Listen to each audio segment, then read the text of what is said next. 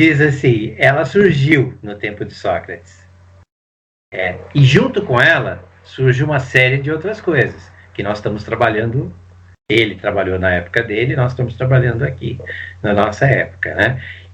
E ele diz assim, provavelmente isso sempre existiu, né? Isto jamais pode não ter estado aí, né? Claro, só que deu-se um nome. E eu posso, a partir do momento em que eu dou esse nome, começar a falar sobre. A grande marca, né, que ele está trazendo para nós aqui, ele está dizendo assim, nós vamos aproveitar todas as referências que nós temos, mesmo dos filósofos. Por quê? Porque eles trouxeram isso à luz, eles trouxeram, né, este eu que nós vamos trabalhar a partir da visão de Freud. Só que Freud já trabalhou a partir da visão de outros. E se nós formos lá para trás, esses outros vão chegar, por exemplo, a Sócrates, né, que foi o primeiro que trouxe essa questão. E o momento em que isso surge um novo ser que tem consciência de si mesmo. E ele fala assim, isso abre um espaço para nós, que é poder falar sobre isso. Ela sempre esteve aí. Quando alguém efetivamente dá uma luz nisso, dá um foco nisso, isso ganha uma relevância. Começar a desenvolver ideias sobre isso. Ele e o grupo dele, naquele momento, fazendo o seminário, dizendo assim, nós estamos aqui agora, nós vamos pegar a informação de todo mundo que já veio falando sobre isso, né? Esse Alexandre Coiré, que ele cita, era um professor que falava sobre Hegel. Fazia um curso com esse cara, e vários outros também que participavam junto com ele, faziam o curso, e tinha umas interpretações bastante interessantes sobre Hegel. Então ele diz assim, nós vamos aproveitar, inclusive, o que nós vamos aprender lá na terça-feira, porque o seminário era na quarta-feira ao meio-dia. Na terça-noite tinha o curso do Alexandre Coiré. Então ele dizia assim, eu vejo coisas lá que eu encaixo diretamente aqui. Então, o que é que nós temos hoje, porque ele está preparando aqui para trazer, ele vai começar a falar da linguagem agora, né? O que é que nós sabemos sobre a linguagem humana hoje que nós não sabíamos nem na época de Freud, nem na época de Sócrates, e nem nas épocas anteriores. A linguagem é uma coisa que as pessoas, até um certo ponto, ignoram. Acham que é uma coisa natural do homem, e não é natural. Basta você ver alguém que tem uma dificuldade com a linguagem para você perceber o quanto não é natural. É uma coisa artificial. Fiquem com essa, né? Por que é artificial? Porque se não tiver alguém que te ensina a falar, você não vai falar. Por mais que nós tenhamos, né, o aparelho fonador, né, o sistema físico montado próprio para falar, nós só vamos falar se ouvirmos alguém falando. É um aprendizado que vem de fora, não é uma coisa natural. Eu não nasço com a capacidade de articular. E aí o Lacan vai dizer assim, essa turma que eu estou falando aqui antes de mim, Sócrates, Platão, eles já estavam preocupados com isso. Só que eles não falavam exatamente sobre a linguagem. Eles estavam falando sobre outras coisas. O eu, a verdade, né, como é que as pessoas sentem as coisas. Né, Platão tem lá o mito da caverna, né, vivemos num mundo de sombras. O que é o mundo de sombras? É o inconsciente. Né? O mito da caverna nada mais é do que Platão falando do inconsciente. O inconsciente não tem lá as figurinhas, tem sombras daquilo que nós vivemos. Olha, o cara foi fazer, né, dizer assim, nós não vivemos no mundo real, nós vivemos num mundo que é um mundo próprio nosso. Nós vivemos, de certa forma, a partir daquilo que vivemos, que aprendemos, que guardamos na nossa memória. Não é exatamente, né, o mundo propriamente. Então ele diz assim, essa turma já vem falando disso há muito tempo. Só que agora é o nosso tempo. Agora nós temos linguística, agora nós temos cibernética, agora nós temos matemática, agora nós temos um monte de ferramentas que eles não tinham. Então nós podemos pegar as ideias deles e melhorar. E essa é a proposta dele. Então ele está fazendo um posicionamento histórico, né? Dizendo como é que a coisa veio andando bom, e agora? E agora nós vamos trabalhar com o que nós temos aqui, porque nós temos muito mais do que eles tinham. E olha que eles deram avanços muito interessantes. O próprio Freud avançou muito, na opinião dele aqui, lamentavelmente, né, algumas coisas se desviaram. A crítica dele, né, a psicologia do ego, a forte, porque ele diz assim, isso foi um mal entendido e se desviou. E criou uma espécie de uma corrente, uma psicanálise nova.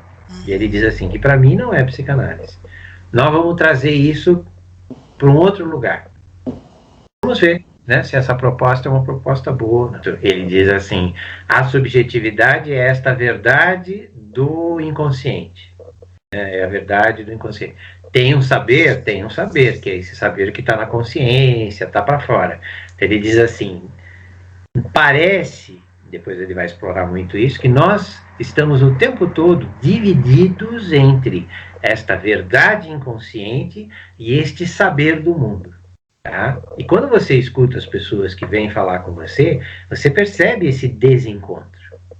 O eu é uma coisa já muito debatida, estudada, né, por vários filósofos. Então ele diz assim, tem hora que ela tem uma coisa mais material, né, tá dentro da cabeça, se eu penso, né, que é o Descartes, se eu penso, eu existo, penso, logo existo, e ora ela é uma coisa da alma. Então ele diz assim, tem várias correntes diferentes falando do que seria um eu. Se você sair na rua agora e for perguntar, né, para qualquer pessoa, o que é o eu? Você vai obter, assim, cada pessoa vai te dar uma resposta diferente. Para mim é a alma, para o outro é onde eu penso, para o outro é onde o outro pensa, e vai embora, né? Ele diz assim, esta variedade, ela nos intriga. E ele fala assim, e a psicanálise vai trazer uma proposta, né, e Freud traz essa proposta dizendo assim, este eu é alguma coisa, inclusive, que nós não conhecemos. Porque parte dele está constituída no inconsciente. São as nossas experiências de que nós não conseguimos ter memória, ter controle. Parte deste meu eu que está funcionando, está pensando coisas que eu não sei, que eu não controlo, que são os traumas, né, as coisas que mexem comigo. Tem uma parte que eu conheço e que eu controlo, mas tem uma parte que me controla e que eu não conheço. Veja, isso para Descartes, por exemplo, é um absurdo. Penso, logo existo, quer dizer, então é o meu pensamento que controla tudo. E ele vai dizer assim, então, entre esta corrente, vamos dizer assim, né, mais cartesiana, né, e Freud, tem um abismo enorme. Porque Freud vai dizer assim, né, nós não somos donos do nosso pensamento. Então eu não sou esta existência tão garantida. Ele diz assim, o que nós estamos tentando é compreender cada vez mais, dentro do inconsciente, como é que esse sistema funciona. Esta parte inconsciente deste eu, que Freud descobre, ela precisa ser, vamos dizer assim, revelada, ela precisa ser entendida, ela precisa ser estudada. E se nós conseguirmos fazer isso, nós vamos ajudar mais as pessoas. É o que ele está dizendo, existe, né? Então Descartes estava em parte certo, dizendo assim, a existência, né, tem alguma coisa a ver com o pensamento, tem. Então ele não estava totalmente errado, mas ele tem uma coisa que ele desconhece. Ele desconhece esta parcela inconsciente, que vai ser descoberta. Vários outros já estavam falando, mas Freud vai ser o cara que teoriza sobre isso. E diz assim, esta é a parte que, né, não conhecemos, não temos controle. Ao contrário, inclusive ela nos controla muitas vezes, mas nós não a controlamos. Não somos tão autônomos e tão senhores de si como imaginamos. Como Descartes, por exemplo, né, que vai inaugurar o mundo científico dizendo assim, a ciência vai explicar tudo. Não, não vai explicar tudo. Especialmente não vai explicar o inconsciente, que ainda até hoje é uma incógnita, ainda até hoje é um segredo, né? Você está dizendo, estou angustiado e não sei de onde. Né? O que está acontecendo? Vai cair uma bomba? Né? Vai ter uma enchente? Não vai acontecer. Estou angustiado por quê? Né? Se houvesse um evento físico que viesse a mexer no seu corpo e talvez ameaçar a sua vida, natural você estar angustiado. Não, está tranquilo. Mas não está tranquilo.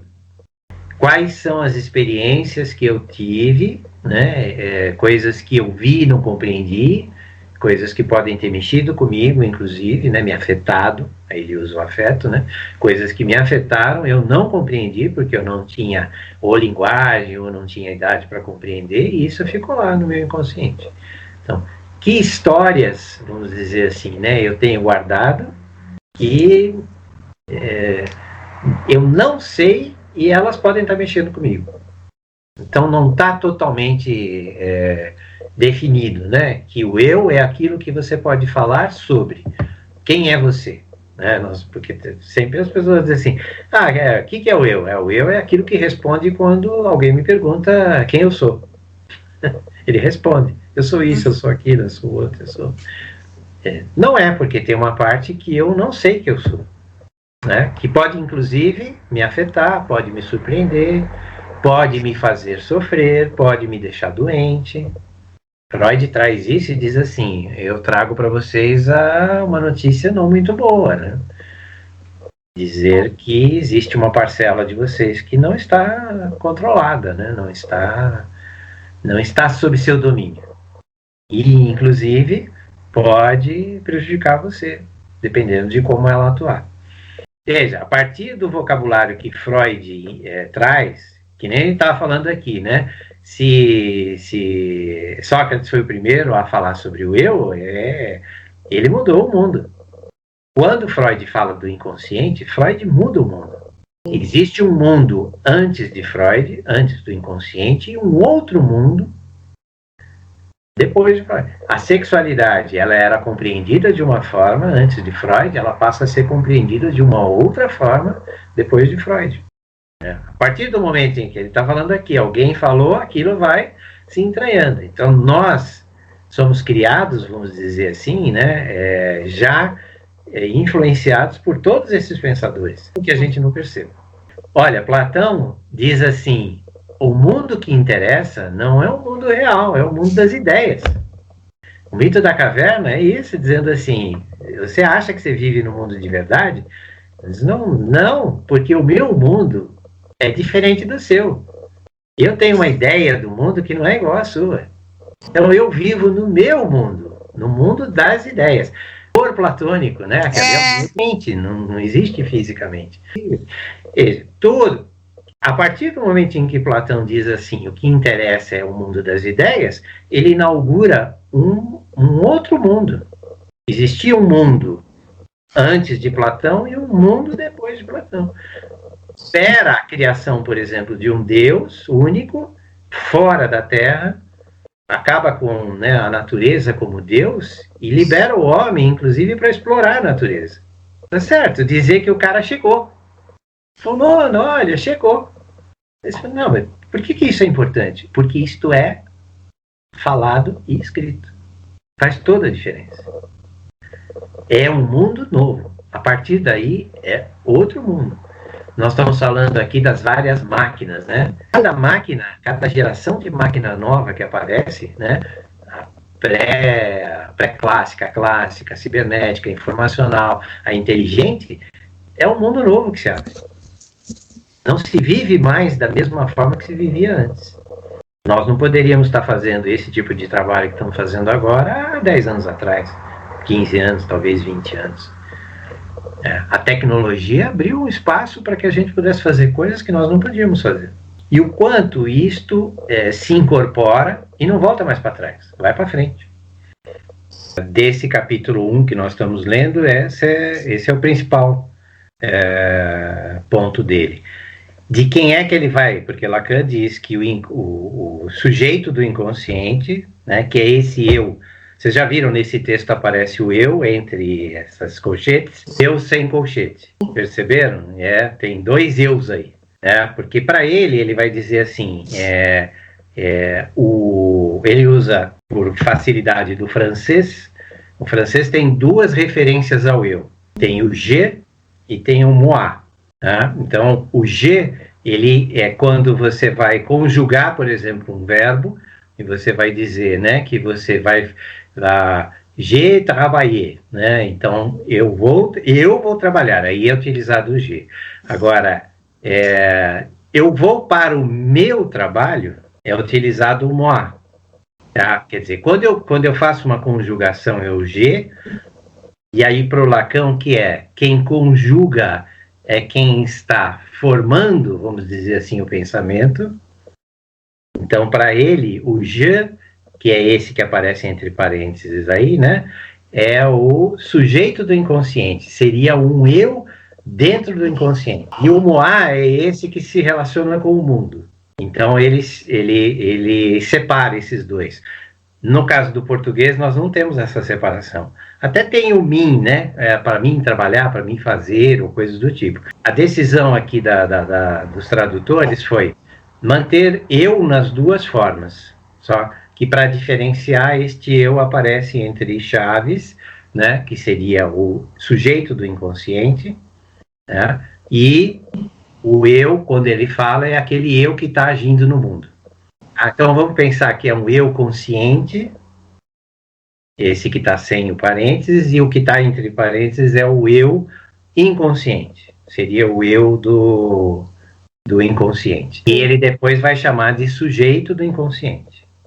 Então o que ele está trazendo aqui? Ele está dizendo assim, Rimbaud, que é um poeta, né, muito famoso, que era um revolucionário, muito garoto, começa a escrever umas coisas muito diferentes e tal, morre com 38 anos, morre muito cedo, falava isso, né? O eu é um outro. O que ele está querendo dizer, o Rimbaud, né? E aí o Lacan aproveita isso e diz assim, é isso mesmo que ele está querendo dizer, este inconsciente, este sujeito do inconsciente, é o nosso, é formado pelo que nós temos, vamos dizer assim, dentro do nosso inconsciente sobre os outros. Então, este eu, que não sou eu propriamente dito, porque o que eu sou é este outro eu, este eu que é eu inconsciente, ele vai chamar de sujeito do inconsciente, é um outro. Veja, Lacan vai pegar isso daí e vai desenvolver o mundo em cima disso. Ele vai dizer, é disso que Freud estava falando para nós. Então, ele é um outro porque ele vem formado por este outro. Primeiro é a mãe, depois é o pai, depois é o irmão, depois é o professor, depois é a cultura, depois é a religião, depois é a história, depois é o mundo. E onde é que tudo isso vai cabendo? Vai cabendo nesse sujeito do inconsciente. Para Lacan, o seu inconsciente não é seu. Por mais que ele esteja dentro de você, é claro que é seu, né? Ele diz assim, não é exatamente seu. E ele diz assim, e boa parte do sofrimento dos neuróticos vem exatamente desta prisão em relação a esse sujeito do inconsciente, que é este outro que está lá fora. O neurótico é, vamos dizer assim, aderente demais a tudo que este outro que está lá fora, que o constituiu, diz, fala, pensa, tem regras morais, tem regras éticas, tem regras sociais, regras culturais. Ele é preso demais nisso que veio de fora. E que nós fazemos como analistas, nós tentamos fazer um pouco desta separação, desta quebra, dizendo assim, não precisa ser tão ligado nesse outro. Começa com uma questão de segurança, começa com uma questão, né, de controle, e aí depois você fica tudo enrolado. E você diz assim, eu não tenho mais liberdade. O psicótico vai fazer isso de uma forma diferente. Ele até vai pegar tudo isso que veio de fora e vai ficar para ele.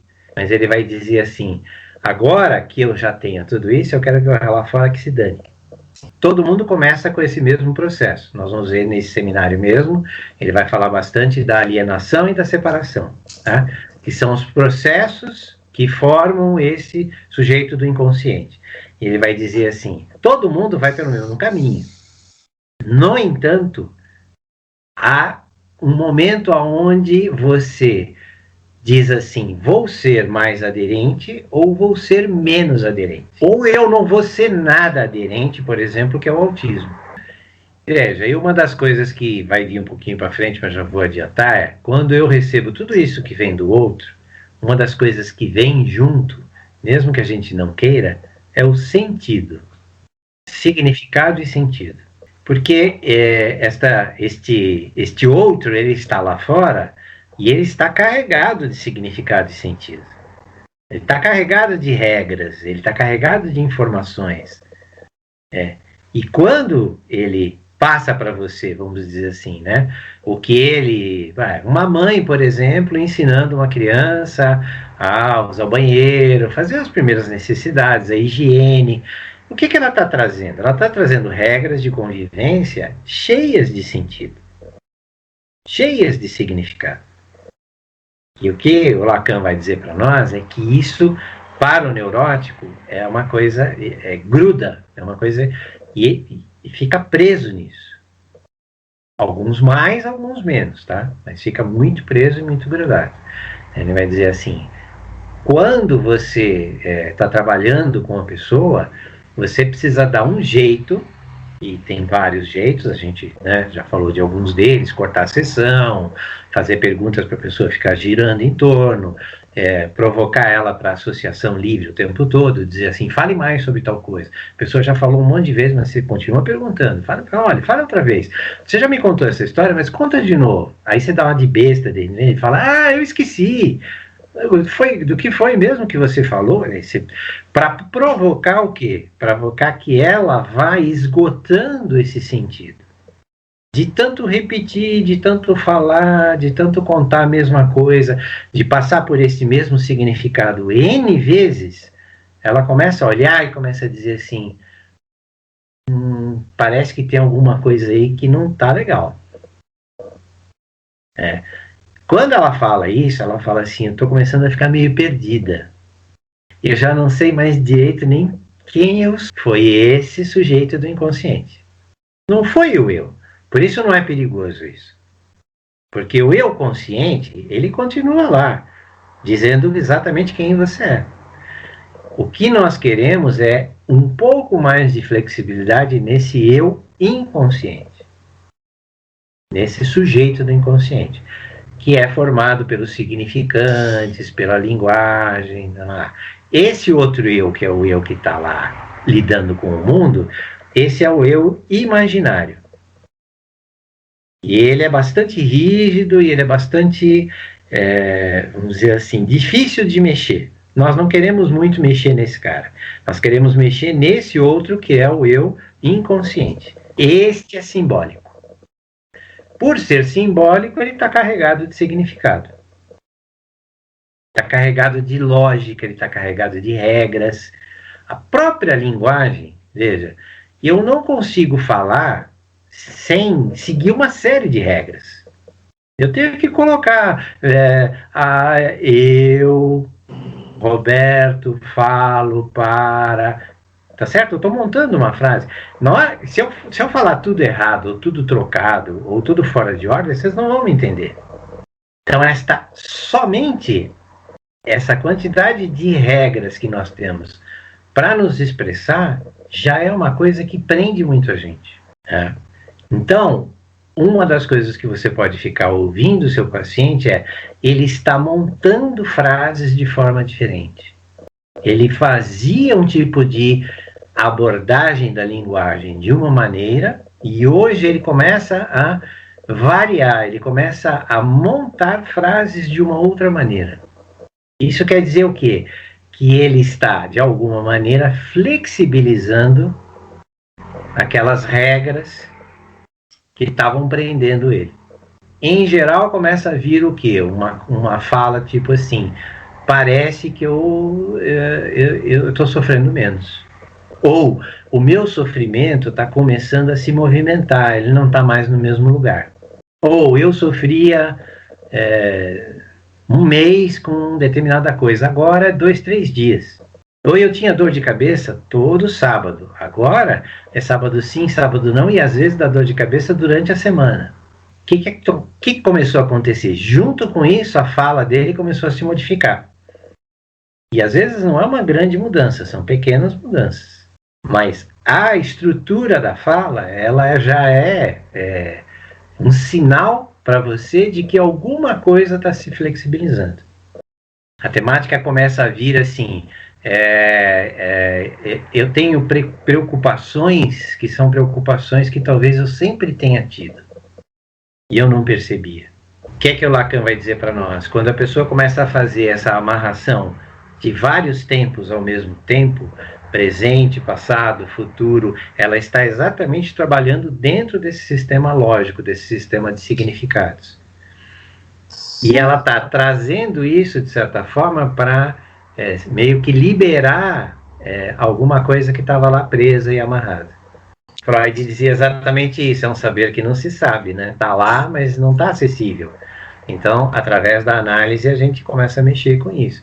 E você começa a perceber que quando a pessoa começa a fazer esse tipo de movimento temporal, ela começa a se modificar.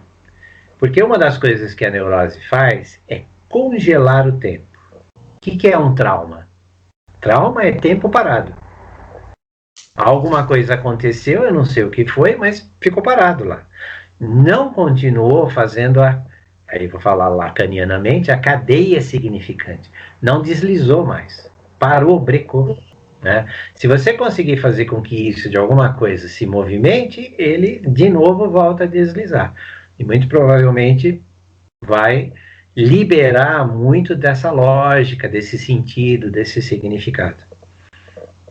Então as pessoas olham para a psicanálise e dizem assim, mas eu tenho que explicar muita coisa. Eu falo assim, você não tem que explicar nada. Eu tenho que absorver muita coisa. Esses dias uma pessoa falou, eu não estou conseguindo absorver, então eu vou parar. Eu falei assim, você está enganada. Claro que não dá para explicar tudo que nós estamos explicando aqui. Se falar do sujeito do inconsciente, o cara vai patatim, né? Então não falo. Mas você tem que dizer assim, não precisa preparar nada. Conta uma história.